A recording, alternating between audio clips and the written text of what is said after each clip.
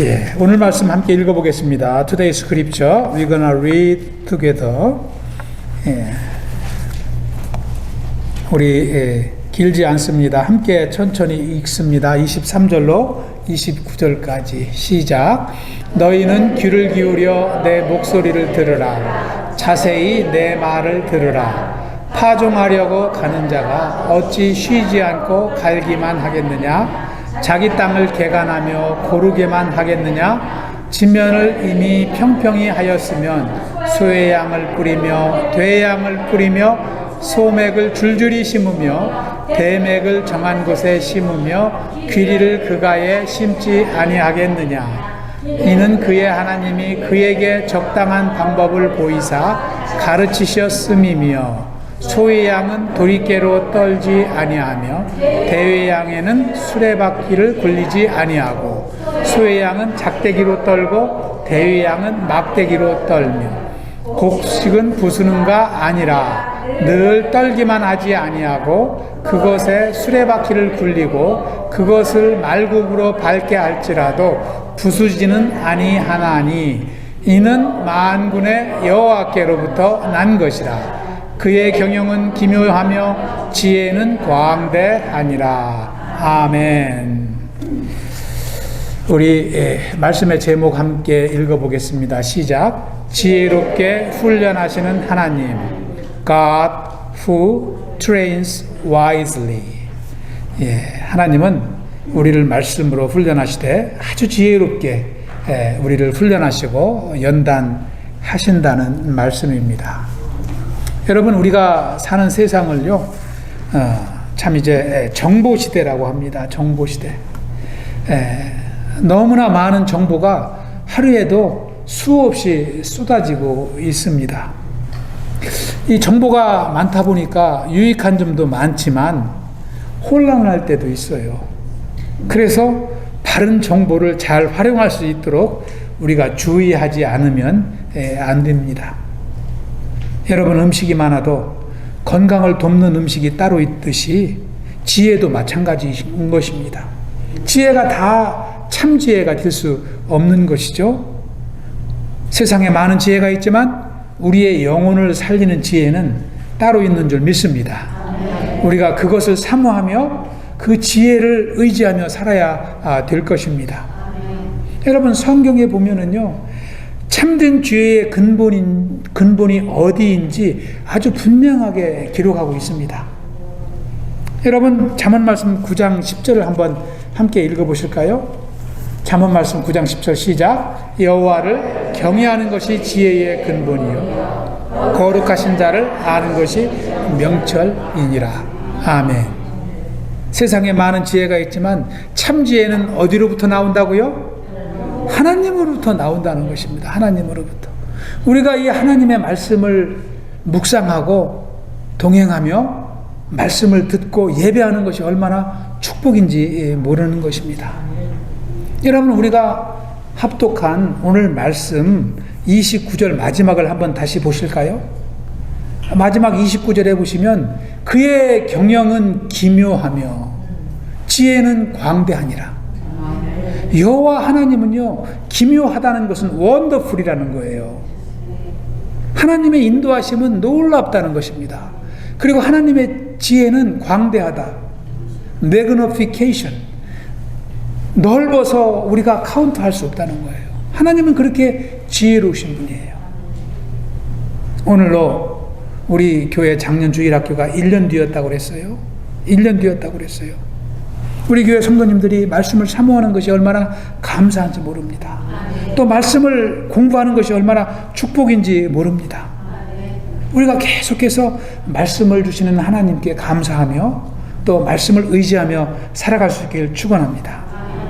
하나님은요, 말씀을 통해서 우리에게 지혜를 주십니다. 그래서 야고보 사도는, 예수님의 동생 야고보 사도는 하나님께 지혜를 자꾸 구하라고 그랬어요. 구할 때마다 주시니까 하나님께 자꾸 기도하고 지혜를 달라고 기도하라고 그랬어요. 하나님은 기도할 때마다 풍성하게 주시고 혼내지 아니하시고 후하게 주신다고 그랬습니다. 야고보서 1장 5절에 보시면 우리 또 합독합니다. 시작. 너희 중에 누구든지 지혜가 부족하거든 모든 사람에게 후히 주시고 꾸짖지 아니하시는 하나님께 구하라. 그리하면 주시리라. 아멘. 여기 보시면 하나님은 주시되 후히 주신다 그랬습니다. 후히 주신다. 후히 주신다는 것은요, 값없이 주신다는 거예요. 돈 받고 주시는 것이 아니라 그냥 값없이 주시고 또 부족함 없이 아무 조건 없이 기도하는 자에게 누구나 다 지혜를 주신다는 것입니다. 그리고 꾸짖지 않으신다는 것은요, 밑에 보시면 또 꾸짖지 아니하신다 그렇게 말씀하고 있습니다. 그것은 기도할 때마다 자비를 베풀어 주시고 우리를 지혜로 채워주시는 하나님의 자비로운 성품을 말씀하고 있는 것입니다. 그래서 누구나 신앙생활 가운데 어려움을 당하면 하나님께 나아가야 돼요. 하나님은 그 어려움을 이길 지혜를 주시기 때문입니다. 이렇게 하나님은 지혜의 근본이 되십니다. 오늘 우리가 함께 읽은 이사야서 28장 23절에서 29절 말씀은요, 농부의 비유를 통해서 하나님의 백성을 훈련하시는 그 내용을 기록하고 있습니다. 우리도 하나님의 백성으로서 말씀으로 훈련받지 않습니까? 말씀을 그냥 듣고 흘려보내는 것이 아니잖아요. 우리가 그 말씀 붙잡고 기도하고 말씀 붙잡고 순종하려고 힘쓰잖아요. 이것이 훈련인 것입니다. 말씀을 들으면 은혜도 오지만 부담도 오잖아요. 그 말씀에 순종하고자 우리가 힘쓰는 것이 이게 하나님께 훈련받으며 신앙생활 하는 것입니다. 이것을 가리켜 우리는 믿음의 훈련이라고 할 수 있어요. 성도는 이렇게 믿음의 훈련을 받으면서 신앙생활을 해야 됩니다. 비록 그 훈련이 쉽지 않을 때가 있지요. 감당하기 어려운 말씀이 있습니다. 그러나 그 말씀 붙잡고 기도할 때마다 하나님은 지혜를 주셔서 이기게 하시는 거예요. 감당하게 하시는 것입니다. 이 믿음의 훈련은 특별한 사람에게만 주어지는 것이 아닙니다. 하나님의 자녀로 부름을 받은 모든 백성에게 하나님은 말씀을 주시고 은혜를 주시고 말씀을 통해서 훈련하기를 원하십니다. 옛날에요, 한 병사가 전쟁이 나서 말을 타고 이제 전쟁에 나가기 위해서 말에게 특식을 주었다 그래요. 이 풀을 주다가 밀을 주었어요. 밀을 말에게 먹이니까 말이 막 더 힘을 쓰는 거예요. 그래서 그 말을 타고 전쟁에 나가서 승리했대요. 전쟁이 끝났습니다. 그런데 이 병사가 말에게 이제는 먹이를 바꿨어요. 밀을 주다가 그것을 끊고 이제 마른 풀만 먹였어요. 마른 풀만 먹이고 말의 등에다가 무거운 짐을 지워서 나르게 하고 또 밭갈이를 시켰어요. 일을 시키고 짐을 나르게 했지만 먹이는 마른 풀을 주었어요. 그러다가요, 또 얼마 있다가 전쟁이 또 났어요. 그래서 그 말을 타고 또 다시 싸움터로 나가려고 말을 딱 올라타니까 말이 힘을 쓰지 못하고 그냥 주저앉아 버렸대요. 전쟁에서 이길 수가 없지요. 여러분, 옛말에 양병 10년 용병 1일이라는 말이 있습니다. 이 한자 용어예요. 양병 10년 용병 1일. 이 말씀이 무슨 뜻이냐면은 병사를 키우는 데는, 병사를 양성하는 데는요 10년이 걸리지만 병사를 쓰기 위해서는 하루밖에 안 걸린다는 거예요. 다시 말하면 병사를 하루 전쟁터에 내보내기 위해서는 10년 동안 훈련시켜야 된다는 거죠. 말도 마찬가지고 병사도 마찬가지예요. 전쟁에 승리하려면 군인을 훈련시키지 않으면 잘 싸울 수가 없는 것입니다. 여러분, 운동 경기도 그렇잖아요. 올림픽에서 금메달을 따기 위해서는 누가 더 많은 시간 땀을 흘리느냐예요. 그 시간에 비례해서 금메달, 은메달, 동메달이 결정되는 것입니다. 여러분, 성도는 어떨까요? 성도가 말씀으로 1년, 2년, 5년, 10년 훈련받은 성도하고 말씀으로 훈련받지 아니하고 내 맘대로 신앙생활한 사람하고의 차이는 어디에서 올까요? 능력에서 오는 것입니다. 고난이 왔을 때 그것을 감당하는 능력이 다른 것입니다. 말씀으로 훈련받은 성도는요, 평소에는 모르는 것 같지만 고난이 왔을 때 말씀으로 사단을 물리친 예수님과 같이 말씀을 붙잡고 일어서는 줄 믿습니다. 우리는 훈련을 받아야 돼요. 오늘 말씀을 통해서 우리는 말씀으로 하나님의 백성들을 연단하시는 하나님을 만나게 될 것입니다. 저와 여러분이 오늘 말씀을 통해서 우리를 훈련하시는 하나님의 은혜를 다시 한번 기억할 수 있길 기도합니다. 이 훈련이라는 것이 어려운 것이 아니고 귀찮은 것이 아니고 감사요 은혜인 것을 우리는 깨닫게 되는 것입니다. 그래서 저와 여러분이 더욱더 하나님의 신실한 자녀로 살아갈 수 있길 축원합니다. 그러면 하나님은 우리를 어떻게 훈련하실까요? 첫 번째로 하나님은 우리를 훈련하시되 목적을 가지고 훈련하십니다. 우리를 훈련하는 목적이 있어요. 먼저 23절을 보시면은요, 하나님께서 하나님의 백성들을 향하여 말씀하십니다.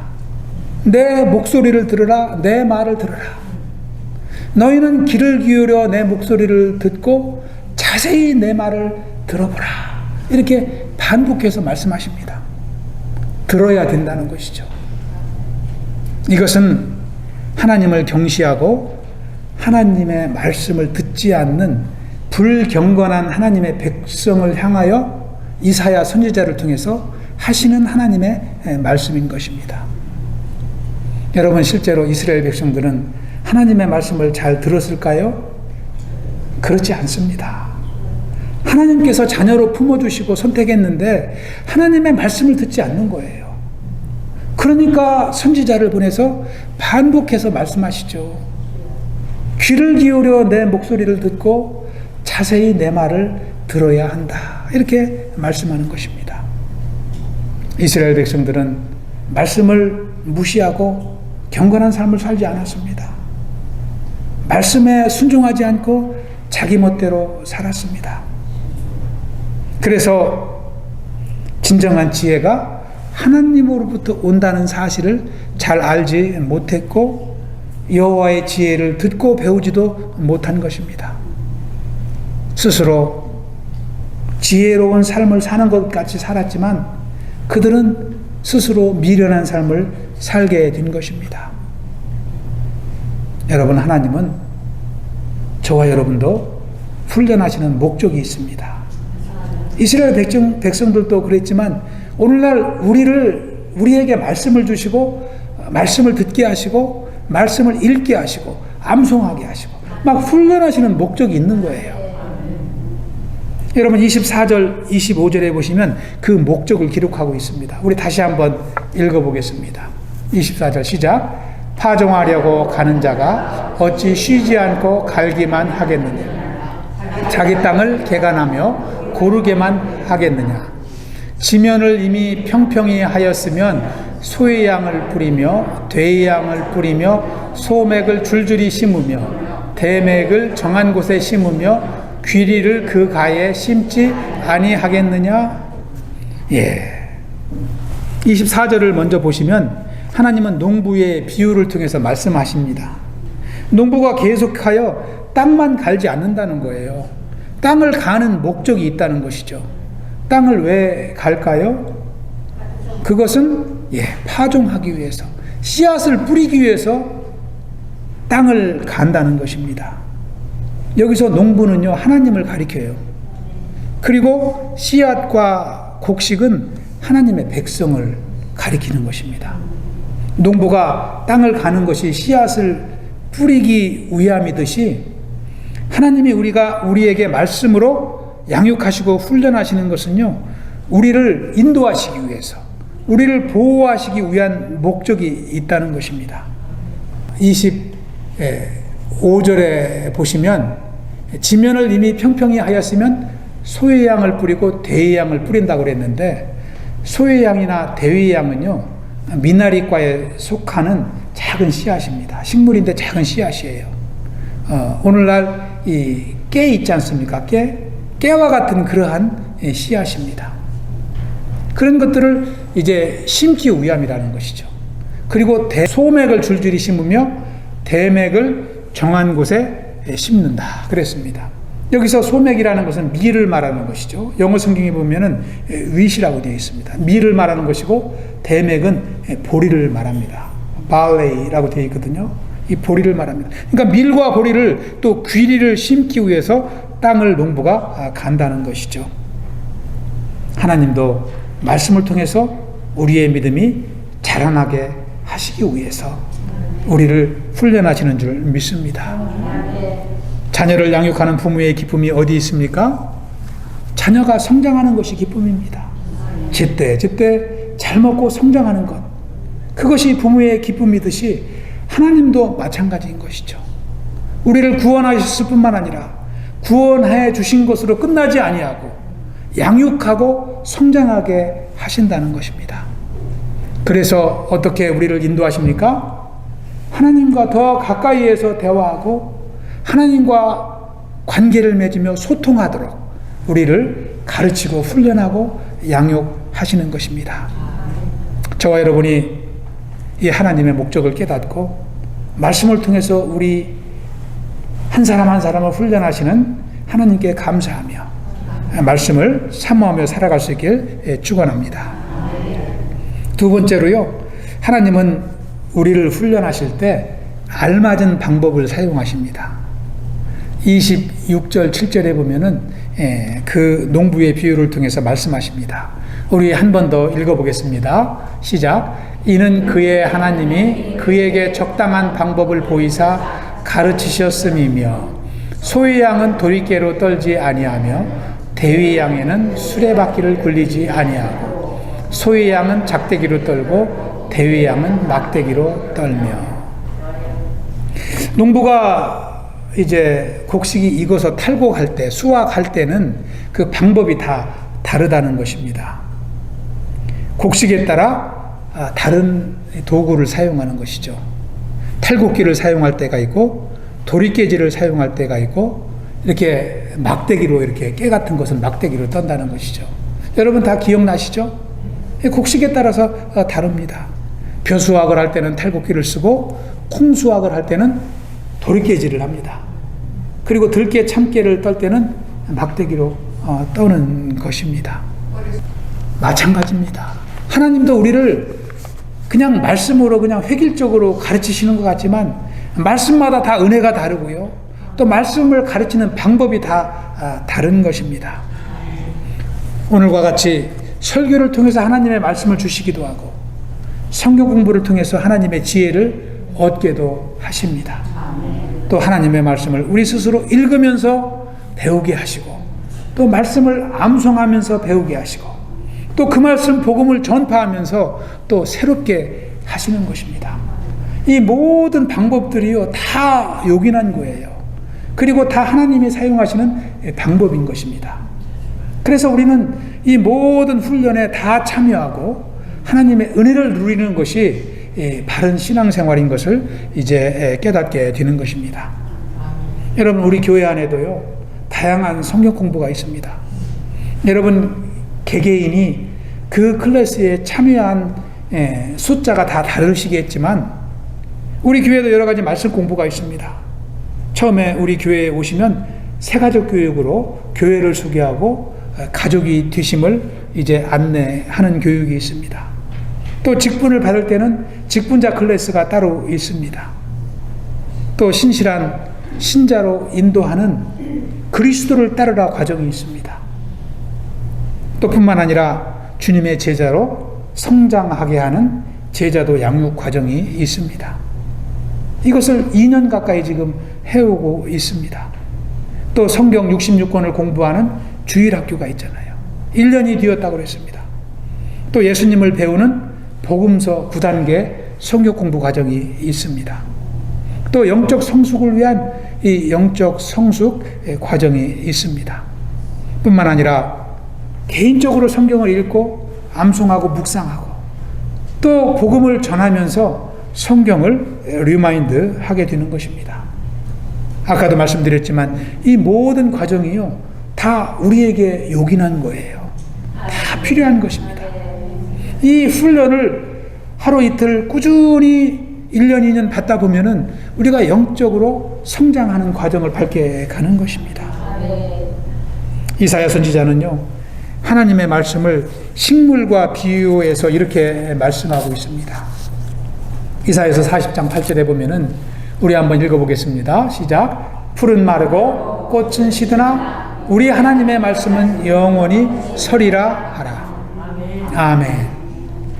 풀과 꽃의 비유에서 하나님의 말씀의 영원성을 설명하고 있는 것입니다. 여러분, 우리 인생도 마찬가지 아닙니까? 우리 인생도요, 풀과 꽃같이 시들 때가 있습니다. 끝날 때가 있는 것입니다. 이렇게 연약하지만, 인생은 연약하지만 하나님의 말씀은 강하다는 것이죠. 그래서 우리 연약한 인생이 강한 능력의 삶을 살기 위해서는 하나님의 말씀을 의지해야 되는 거예요. 말씀으로 훈련받아야 되는 거예요. 그래야 우리가 강한 삶을 살게 되는 것입니다. 히브리서 기자는 히브리서 4장 12절에서 말씀의 능력을 이렇게 선포합니다.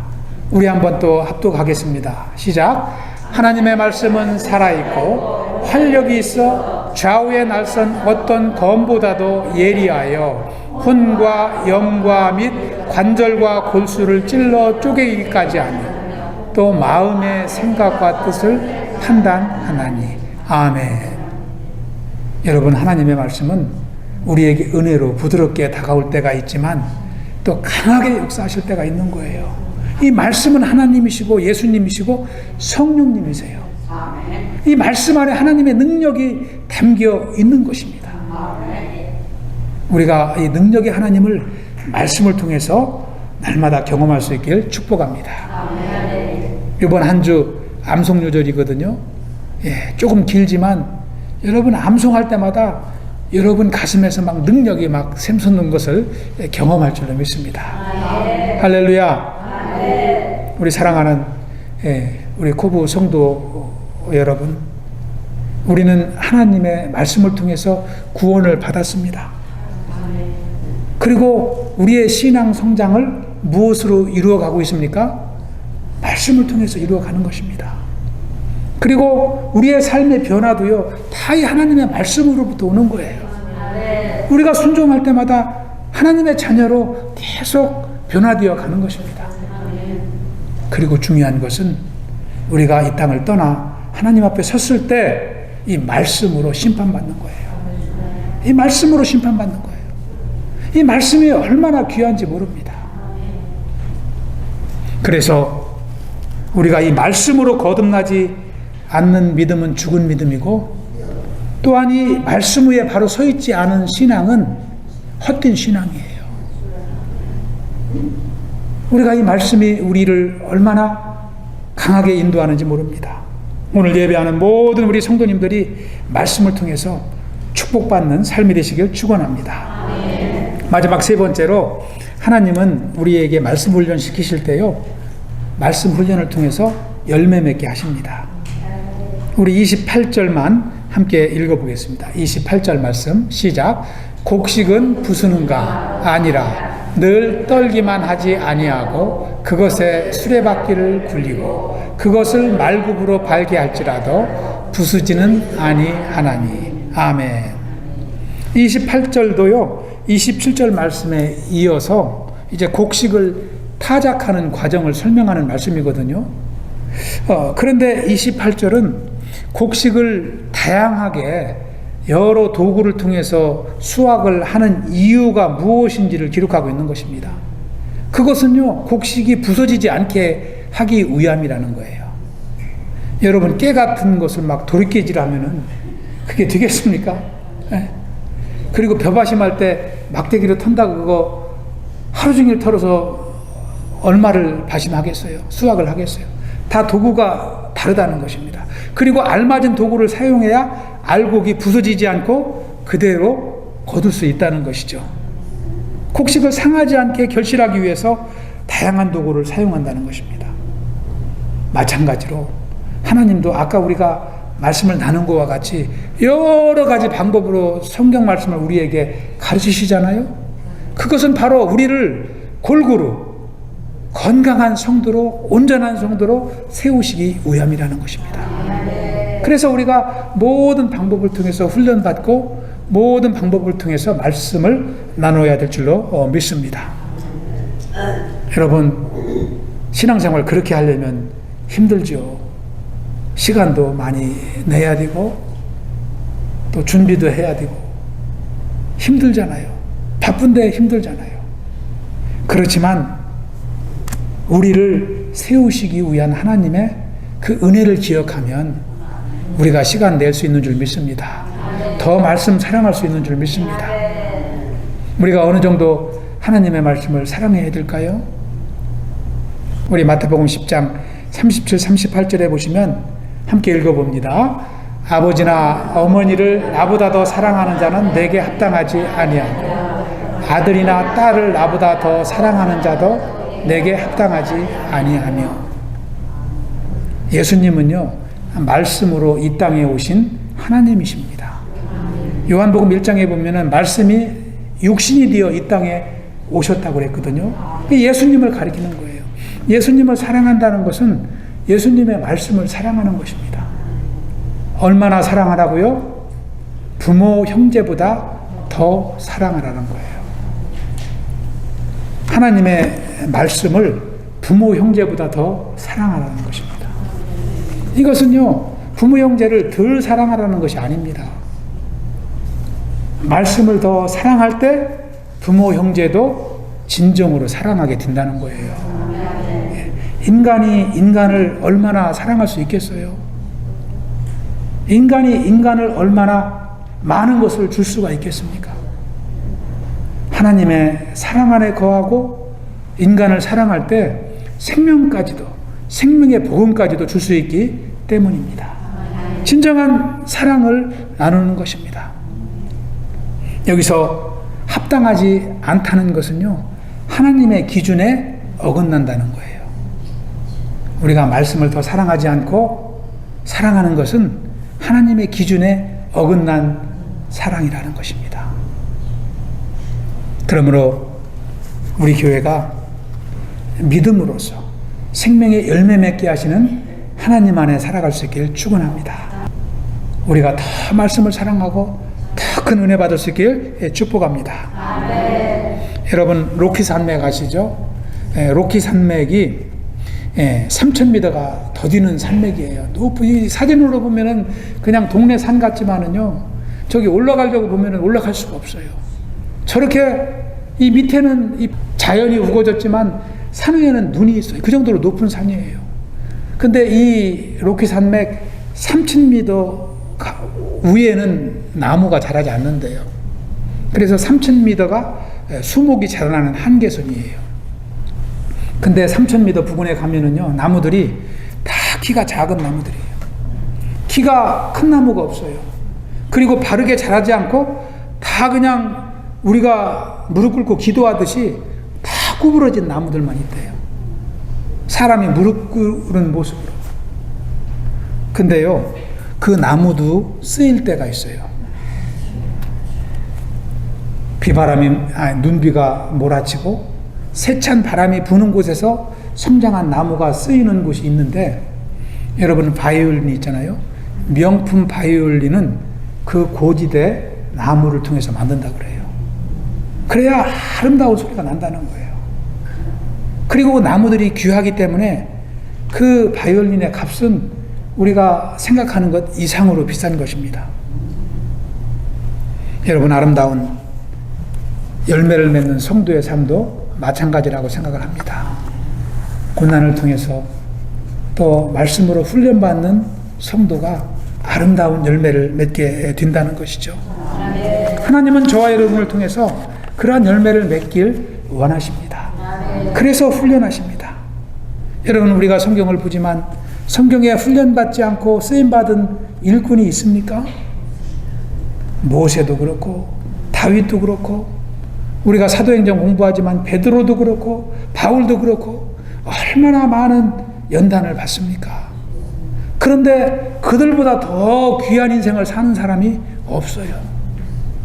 왜요? 하나님이 쓰시기 때문입니다. 저와 여러분의 인생도 동일합니다. 우리가 연단받을수록 고난받을수록 말씀으로 훈련받을수록 하나님이 우리 인생을 귀하게 여기시는 줄 믿습니다. 여러분, 마지막으로 제가 존 웨슬리 일화를 한번 말씀드리려고 합니다. 요한 웨슬리입니다. 이 감리교 창시자죠. 존 웨슬리가 88세를 살고 하나님 품에 떠났습니다. 그때 담당 의사가 이 존 웨슬리의 죽음을 보고 이렇게 말했습니다. 이 사람은 늙어서 죽은 사람이 아니라 닳아서 없어졌다. 늙어서 죽지 않고 닳아서 없어졌다. 그렇게 말했다고 그래요. 얼마나 하나님의 일을 위해서 헌신했으면 그의 생명이 닳아 없어졌다고 표현했을까요? 그렇게 표현을 했다고 그래요. 저와 여러분도 언젠가는 죽음을 맞이합니다. 순서는 다 다르지만 꼭 죽음을 맞이합니다. 근데 저는 이 말씀을 들으며 나의 죽음은 과연 어떻게 맞이할 수 있을까? 내가 죽을 때는 어떠한 평가가 내려질까? 그런 생각을 해보게 됩니다. 많은 사람들이 건강하게 오래 살려고 힘쓰는 시대 아닙니까? 그렇게 자기 소망대로 건강하게 오래 살다가 죽는 사람이 있을 수 있어요. 그렇지만 짧은 인생을 살지만 닳아 없어지는 사람도 있을 것입니다. 주를 위해서 헌신하다 기쁨으로 하나님께 안기는 인생도 있을 거예요. 그것이 저는 성도의 인생인 줄 믿습니다. 말씀으로 훈련받는 주님의 백성의 삶인 줄 믿습니다. 여러분은 어떤 죽음을 맞이하고 싶으세요? 건강하게 오래 살고 싶으세요? 아니면 훈련받고 달아지고 싶으십니까? 우리의 기도 제목이 되어야 될 줄로 믿습니다. 저는 오늘 말씀을 나누며 우리 교회에 또 한 가지의 소망을 발견했다고 믿습니다. 저와 여러분이 더욱더 말씀에 도전받고 또 말씀으로 훈련받고 존 웨슬리 못지않게 주님께 쓰임받는 복된 인생이 되시길 축원합니다. 우리 한번 해보겠습니다. 끝까지 쓰임받읍시다. 끝까지 쓰임받읍시다.